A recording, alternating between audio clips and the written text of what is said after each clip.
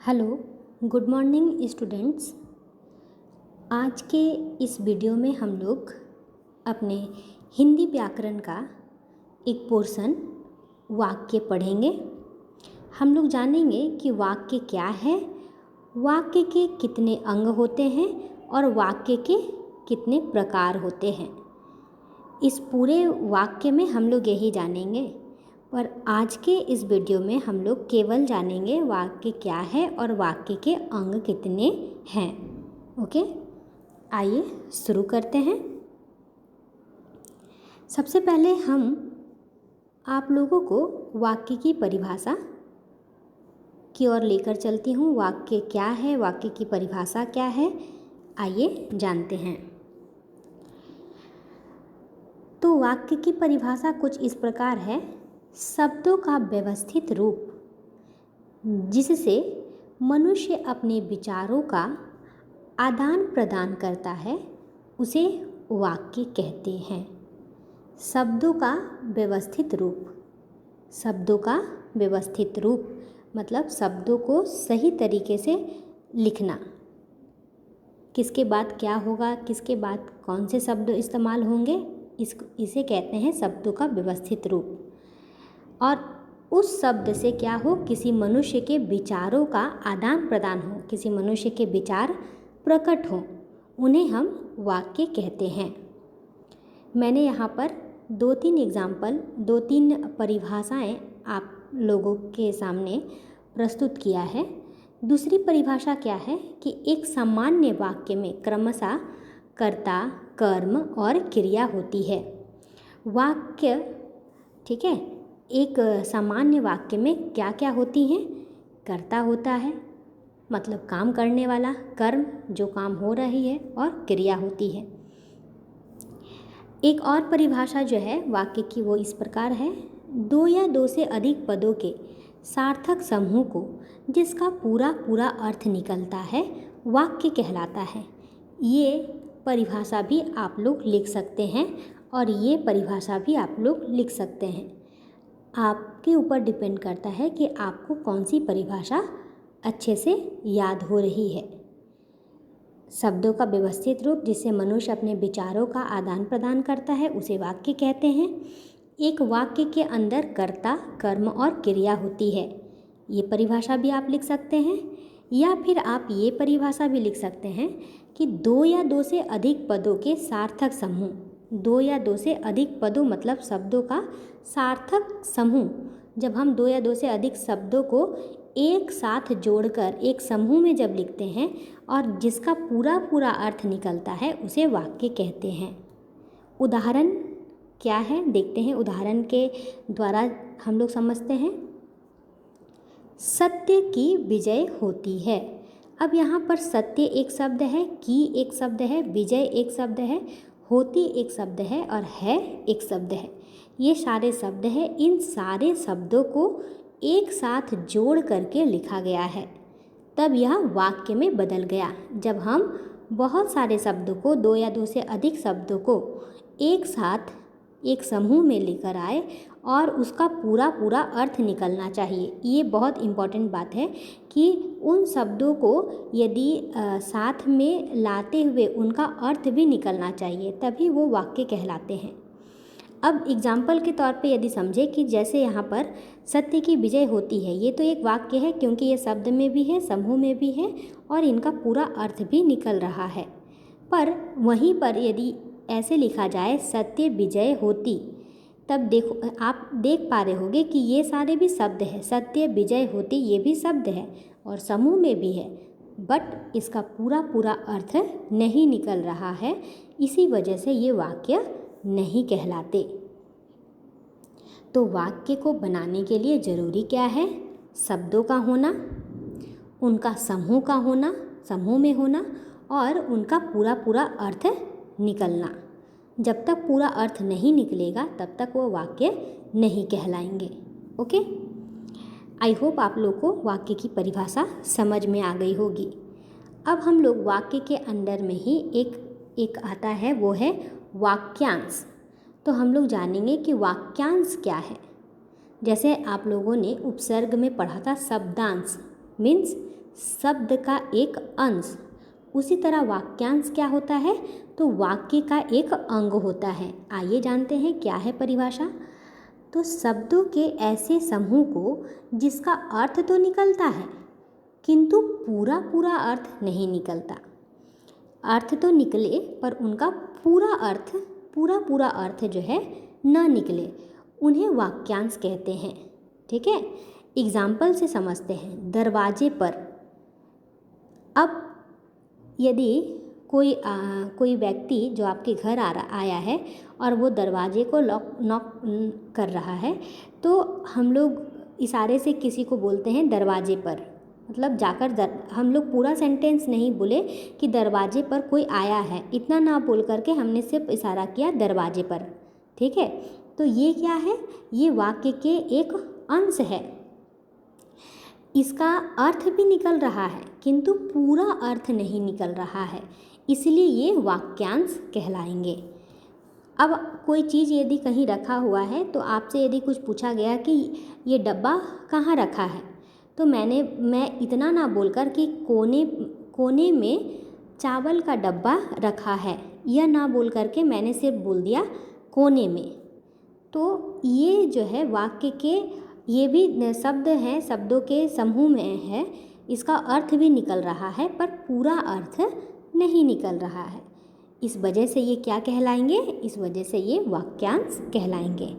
Okay, I hope clear हो गया होगा वाक्यांश क्या होता है। तो शब्दों का ऐसा समूह जिसका अर्थ तो निकले पर पूरा अर्थ ना निकले। जैसे आप लोग को 1 मार्क्स का जब क्वेश्चन आता है तो आप लोग क्या करते हैं, जस्ट जैसे पूछ दिया गया कि इस पाठ के रचनाकार का नाम क्या है, तो आपने क्या किया, सिर्फ रचनाकार का नाम लिख दिया प्रेमचंद। तो ये तो आपका आंसर सही है बट आपने पूरा आंसर नहीं लिखा। मीन्स ये इसी प्रेमचंद, सिर्फ प्रेमचंद को वाक्यांश कहेंगे। और यदि हम बोल दें कि इस पाठ के रचनाकार प्रेमचंद जी हैं, तब वो हो जाएगा पूरा वाक्य। ओके, और जब हम जस्ट बोले प्रेमचंद तो वो हो जाएगा हमारा वाक्यांश। ओके, आई होप आप लोग को वाक्यांश समझ में आया होगा। अब हम लोग चलते हैं वाक्य के अंग पर। ओके, अभी हम लोग पढ़ेंगे वाक्य के अंग। वाक्य के कितने अंग होते हैं, आइए जानते हैं।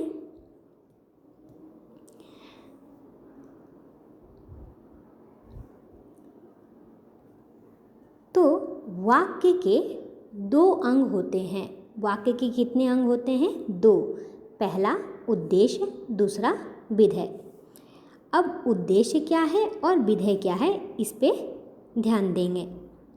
उद्देश्य किसे कहते हैं, तो वाक्य में जिसके बारे में कुछ कहा जाता है उसे उद्देश्य कहते हैं।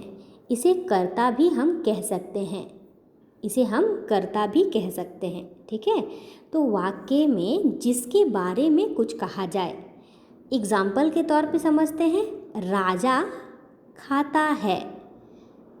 तो यहाँ किसके बारे में बताया जा रहा है, राजा के बारे में बताया जा रहा है।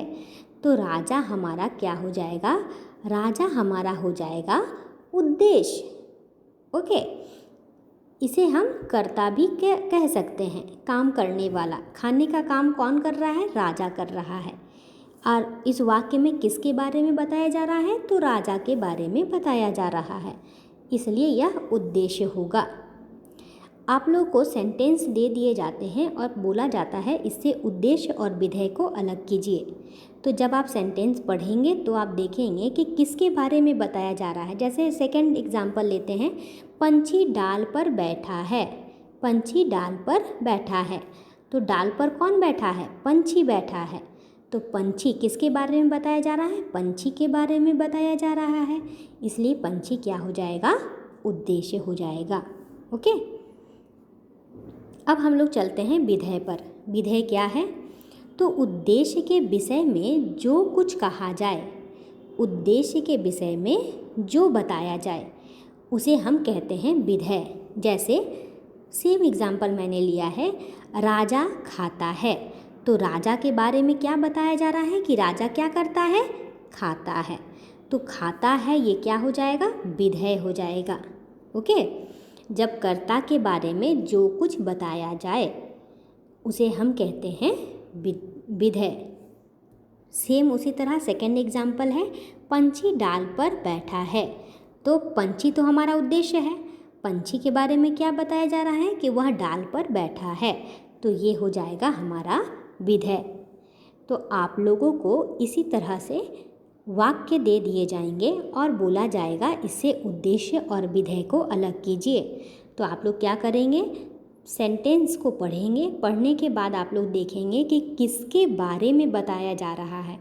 जिसके बारे में बताया जा रहा है वह हो जाएगा उद्देश्य, और जो बताया जा रहा है वह हो जाएगा विधेय।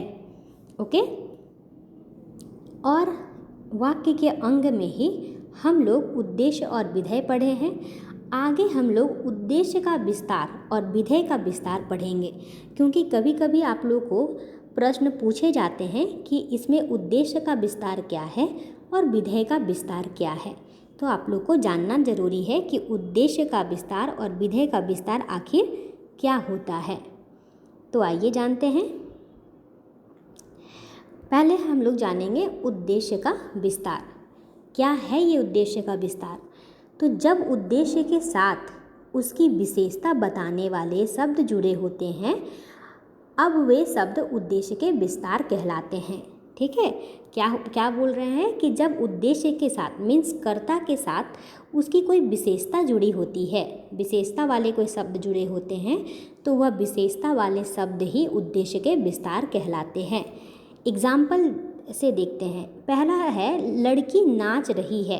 ठीक है, तो यहाँ पर लड़की हमारा उद्देश्य हो जाएगा और नाच रही है विधेय हो जाएगा। पर इसी वाक्य को यदि हम ऐसे लिखें कि एक सुंदर लड़की नाच रही है, एक सुंदर लड़की नाच रही है, तो यहाँ पर कर्ता के बारे में यहाँ पर कर्ता का कौन है, लड़की है।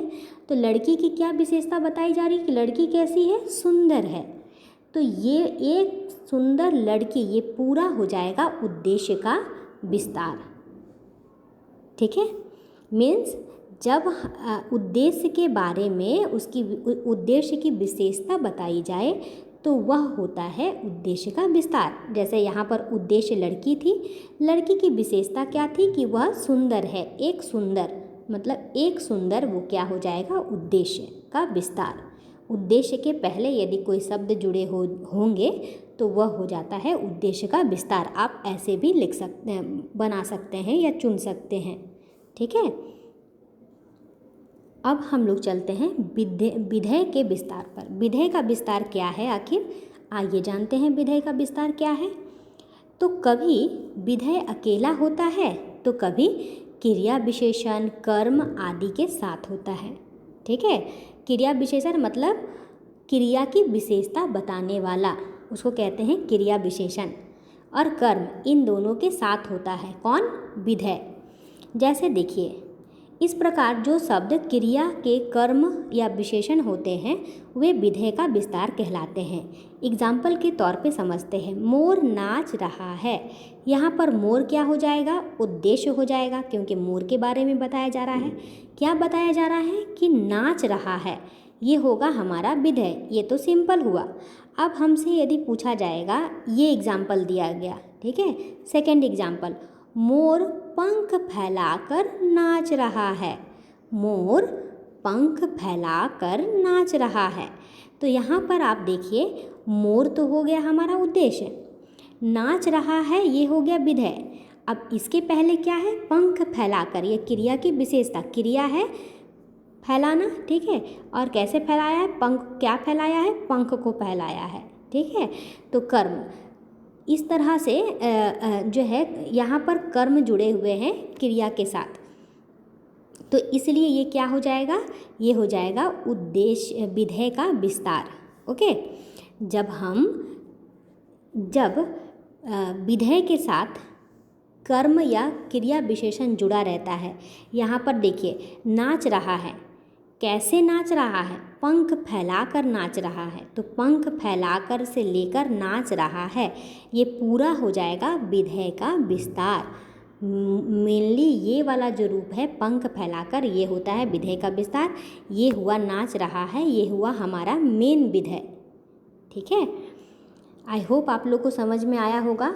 मैं फिर से एक बार रिपीट कर दे रही हूँ, और इसे जितना आप लोग एग्ज़ाम्पल के ज़रिए और जितना प्रैक्टिस करेंगे उतना आप लोगों को ये चीज़ें क्लियर होती जाएगी। ठीक है, जैसे यहाँ पर कर्ता मीन्स उद्देश्य के साथ कोई विशेषण शब्द जुड़े रहते हैं तो वो होता है उद्देश्य का विस्तार, वो विशेषण वाले शब्द। और यदि विधेय का विस्तार क्या होता है, तो यदि क्रिया के साथ कोई क्रिया विशेषण जुड़ा रहे या कर्म जुड़ा रहे तो वो हो जाता है विधेय का विस्तार। जैसे नाच रहा है, तो कैसे नाच रहा है, पंख फैला कर नाच रहा है, पंख फैलाकर ये हो जाएगा हमारा विधेय का विस्तार। ओके, यहाँ पर मैंने एक एक एग्जाम्पल ही लिया है। आगे जब हम लोग क्वेश्चन प्रैक्टिस करेंगे उस समय हम लोग कई एग्जाम्पलों को देखेंगे। ओके, अच्छा, तो अब थोड़ा हम लोग वाक्य के भेद की ओर भी चलते हैं। आज मैं सिर्फ भेद का नाम आप लोगों को बताऊंगी। आगे की क्लास में भेद जितने भी भेद है अर्थ के आधार पर उनका एक्सप्लेन करूंगी। ओके, आइए जानते हैं वाक्य के भेद एवं प्रकार। तो वाक्य के भेद दो प्रकार से किए जा सकते हैं। पहला है अर्थ के आधार पर और दूसरा है रचना के आधार पर। बच्चों, चूँकि आप लोग क्लास 9 हो इसलिए आप लोगों को सिर्फ अर्थ के आधार पर वाक्य के भेद पढ़ने हैं। रचना के आधार पर वाक्य के भेद आप लोगों के सिलेबस में नहीं है, ये क्लास 10 में आप लोग पढ़ेंगे। ओके, तो पहले हम लोग जान जाते हैं कि अर्थ के आधार पर वाक्य के भेद जो है कितने होते हैं। तो अर्थ के आधार पर वाक्य के 8 भेद होते हैं। याद रखना है, अर्थ के आधार पर वाक्य के 8 भेद होते हैं। और ये याद होगा अर्थ से, अ से अर्थ, अ से 8। ठीक है, क्योंकि बच्चे कंफ्यूज हो जाते हैं। कभी जब पूछा जाता है कि अर्थ के आधार पर वाक्य के कितने भेद होते हैं तो बच्चे लिख देते हैं 3, क्योंकि रचना के आधार पर वाक्य के 3 भेद होते हैं, इसलिए इसको इस पे डाल देते हैं और इसको इस पे डाल देते हैं, तो ये गलत है। आप लोग, मैंने जो ट्रिक बताया है उससे आप लोग याद रख सकते हैं कि अ से अर्थ, अ से 8, ये हमेशा आप लोग को याद रहेगा। अर्थ के आधार पर 8 भेद होते हैं वाक्य के। आइए जानते हैं कौन कौन से भेद होते हैं 8। पहला है विधानवाचक वाक्य, दूसरा है निषेधवाचक वाक्य, तीसरा है प्रश्नवाचक वाक्य, चौथा है विस्मयादिवाचक वाक्य, पांचवा है आज्ञावाचक वाक्य, छठा है इच्छावाचक वाक्य, सातवां है संकेतवाचक वाक्य और आठवां है संदेहवाचक वाक्य। ये बड़ा ही इंटरेस्टिंग है और इसको हम लोग अपने नेक्स्ट वीडियो में सीखेंगे कि आखिर किसे कहते हैं विधानवाचक, निषेधवाचक, प्रश्नवाचक, और इसे हम लोग पहचानेंगे कैसे। किस वाक्य को देखकर पहचानेंगे कि वह विधानवाचक है या निषेधवाचक है या प्रश्नवाचक है या आज्ञावाचक है। इनमें से कौन सा क्या है वो हम लोग अपने नेक्स्ट वीडियो में सीखेंगे। ओके, आई होप आप लोग को ये वीडियो अच्छा लगा होगा और आप लोग इस वीडियो को बार बार देखिए। और वाक्य क्या है, वाक्य के कितने अंग हैं, वाक्यांश किसे कहते हैं, अर्थ के आधार पर वाक्य के कितने भेद होते हैं, और सभी के नाम के साथ आप लोग को याद करना है, स्पेलिंग के साथ। ओके, तो आज का वीडियो मैं यहीं पे स्टॉप करती हूँ। थैंक यू बच्चों।